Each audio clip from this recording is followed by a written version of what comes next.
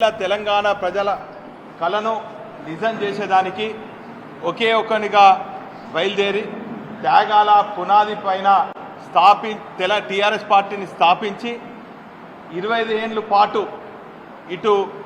ప్రజల ఆకాంక్ష మేరకు పనిచేస్తూ ప్రజల ఆకాంక్ష మేరకు తెలంగాణను సాధించడమే కాకుండా 14 ఏళ్ల పాటు యావత్ తెలంగాణ ప్రాంతం అంతా కూడా కలదిరిగి ఏ ప్రాంతంలో ఏ సమస్యలు ఉన్నాయి, ఏ ప్రాంతంలో ఏం వనరులు ఉన్నాయి, ఏ ప్రాంతంలో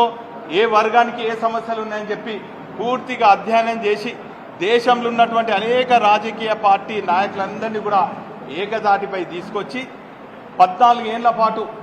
దేశంలో ఎక్కడ కూడా ఉద్యమం జరగని విధంగా ఒక వినూతనంగా అనేక ఉద్యమ కార్యక్రమాలు ఇటు మిలియన్ మార్చ్ అయితేనేమి, సకల జన సమ్మె అయితేనేమి అనేక ఉద్యమాలను మరి చేస్తూ 14 ఏళ్ల పాటు శ్రమించి మరి చివరికి తన ప్రాణాన్ని కూడా అడ్డం పెట్టుకొని తెలంగాణను సాధించినటువంటి తెలంగాణ తొలి ముఖ్యమంత్రి కేసీఆర్ గారు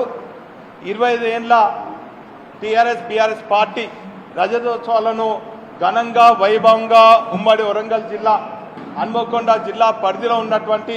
ఎల్కర్తుర్తిలో మరి ఏర్పాటు చేయాలని చెప్పి ముఖ్య నాయకులతోని మరి అన్ని సంప్రదించి మరి నిర్ణయం తీసుకున్నది. ఈ రోజే మేము మరి దానికి కావాల్సినటువంటి పర్మిషన్ కూడా మరి పోలీసు వాళ్లకు మరి అందజేయడం జరిగింది. మరి ఈ సభకు లక్షలాది మంది తరలి వచ్చే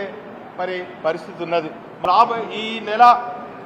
ఏప్రిల్ 20న జరగబోయే లక్షలాది బహిరంగ సభలో మా అధినేత కేసీఆర్ గారు ఇచ్చే మరి ఆదేశం మేరకు వారు దశ దిశ నిర్దేశించే విధంగా మా పార్టీ శ్రేణులందరూ కూడా పనిచేస్తారని కూడా ఈ సందర్భంగా తెలియజేసుకుంటూ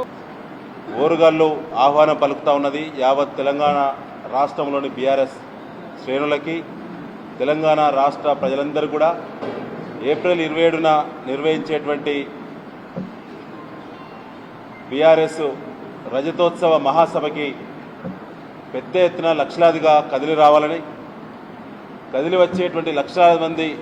పార్టీ శ్రేణులకు ప్రజలకు అన్ని రకాల వసతుల కల్పన పార్టీ పరంగా అందుబాటులో తీసుకొస్తామని చెప్పి, దీనికి సంబంధించి ఎక్కడ కూడా ఇబ్బంది లేకుండా నూతన రోడ్ల నిర్మాణం, అప్రోచ్ రోడ్స్ అనేక తక్కువ సమయంలో ఎక్కడ కూడా ట్రాఫిక్ జామ్ కాకుండా తక్కువ సమయంలో గ్రౌండ్లోకి వెహికల్స్ అన్నీ కూడా మరి కన్వర్జెన్స్ చేసుకోవడం, అనేక చోట్ల ర్యాంపుల నిర్మాణం చేయడం, మంచి చల్లటి వాటర్ బాటిల్స్ కూడా సఫిషియెంట్గా పెట్టాలని దాదాపు 10 లక్షల వాటర్ బాటిల్స్ ఇప్పటికీ ఆర్డర్ చేయడం జరిగింది. ఇంకా కూడా డిమాండ్ను బట్టి 2-3 రోజుల సభ ముందు గుర్తించబడిన వాహనాల అంచనా ప్రకారం సంఖ్య కనుక పెరిగితే మరింత కూడా వాటర్ ఫెసిలిటీస్ సఫిషియెంట్గా పెట్టాలి అనేక చోట్ల అని చెప్పి కేసీఆర్ గారు ఆదేశించారు. అదే కాకుండా ఎండల తీవ్రత కాబట్టి ఎవరు కూడా ఇబ్బందులు జరగకుండా మంచి చల్లటి మజ్జిగ ప్యాకెట్లు కూడా చల్ల ప్యాకెట్లు కూడా ఇప్పటికే 10 లక్షల చల్ల ప్యాకెట్లు అందుబాటులో ఆర్డర్ చేయడం జరిగింది. ముఖ్యంగా మంచి వేదిక నిర్మాణంతో పాటు బ్రహ్మాండంగా మరి గ్రౌండ్ సంబంధించిన సభ నిర్వహణ సంబంధించిన అనేక సూచనలు కేసీఆర్ గారు చేశారు. తప్పకుండా రాష్ట్ర వ్యాప్తంగా వచ్చేటువంటి వాహనాలలో దాదాపుగా 8,500 నుంచి 10,000 వరకు ఆర్టీసీ బస్సులు, ప్రైవేటు బస్సులు, ఇతర బస్సులు గుర్తించడం జరిగింది ఇప్పటికే పార్టీ. తర్వాత పార్టీ శ్రేణులకు సంబంధించినటువంటి కార్లు కానీ, రెంటెడ్ 4 వీలర్స్ కానీ దాదాపు 35,000 వస్తాయని చెప్పి ఇప్పటికే నియోజకవర్గ ఇన్ఛార్జీలు రాష్ట్ర వ్యాప్తంగా